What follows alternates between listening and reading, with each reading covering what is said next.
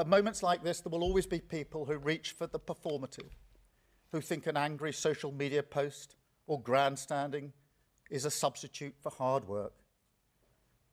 That's an understandable instinct, but it's not effective. It never has been. It may make politicians feel good, but it does nothing for working people whose jobs, livelihoods and security rely on the relationships that we build across the world. Any decision about the future status of Greenland belongs to the people of Greenland and the Kingdom of Denmark alone. That right is fundamental, and we support it. Denmark is a close ally of the United Kingdom and of the United States, a proud NATO member that has stood shoulder to shoulder with us, including at real human cost in recent decades. Alliances endure because they're built on respect and partnership, not pressure. That is why I said the use of tariffs against allies is completely wrong. It is not the right way to resolve differences within an alliance. Nor is it helpful to frame efforts to strengthen Greenland's security as a justification for economic pressure. Such measures hurt British workers, British businesses, and the British economy. And that is why I've been so clear on this issue. A trade war is in no one's interest, and my job is always to act in the UK's national interest. That is why yesterday I spoke to President Trump, to European leaders, and to the Secretary General of NATO to find a solution rooted in partnership, facts, and mutual respect, because that is how strong alliances protect shared interests. The same is true on other issues. In the Middle East, we welcome President Trump's focus on sustaining the ceasefire in Gaza and moving on to phase 2. We are open to participating constructively in such efforts. On Ukraine, I can be brief. We strongly support efforts to bring the killing to an end and secure a ceasefire as soon as possible.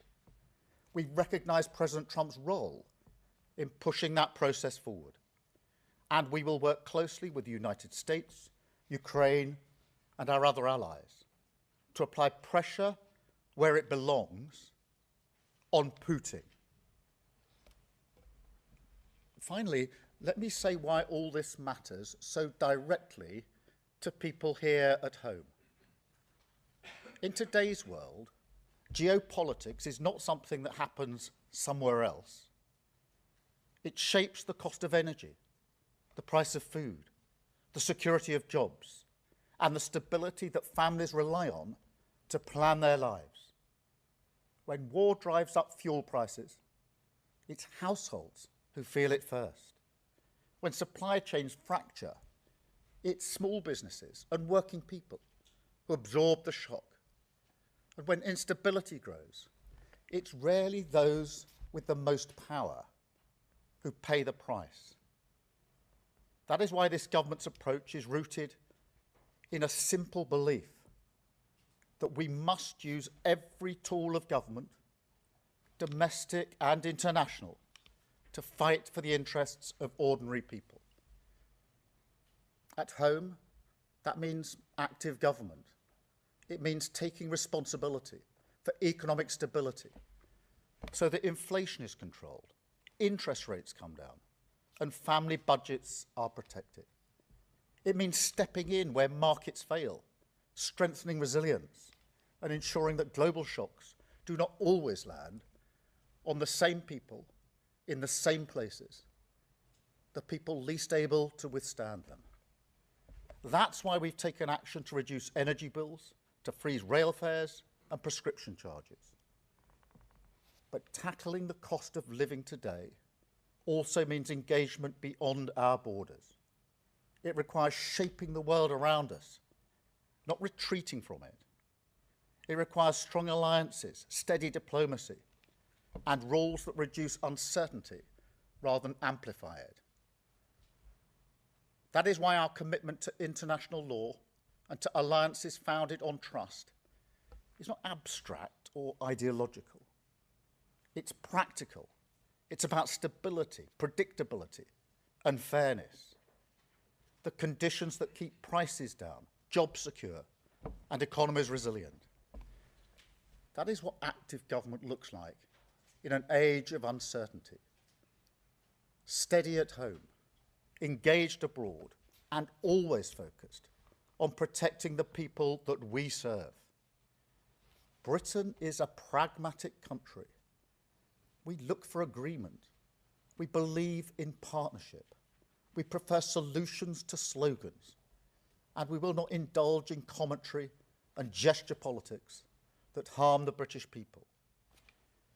But being pragmatic does not mean being passive. And partnership does not mean abandoning principle. That is why it's important to be clear about who we stand with, what we stand for, and where our interests lie.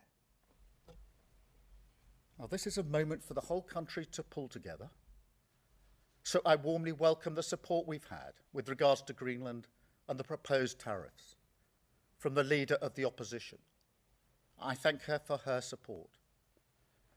At moments like this, there will always be people who reach for the performative, who think an angry social media post or grandstanding is a substitute for hard work. That's an understandable instinct, but it's not effective. It never has been. It may make politicians feel good, but it does nothing for working people whose jobs, livelihoods, and security rely on the relationships that we build across the world. So to conclude, we will work with our allies in Europe, across NATO, and with the United States. We will keep dialogue open. We will defend international law, and we will use the full strength of government at home and abroad to protect the security, living standards, and future of the British people. That is the approach I will take as Prime Minister, and that is the responsibility that this moment demands. Thank you.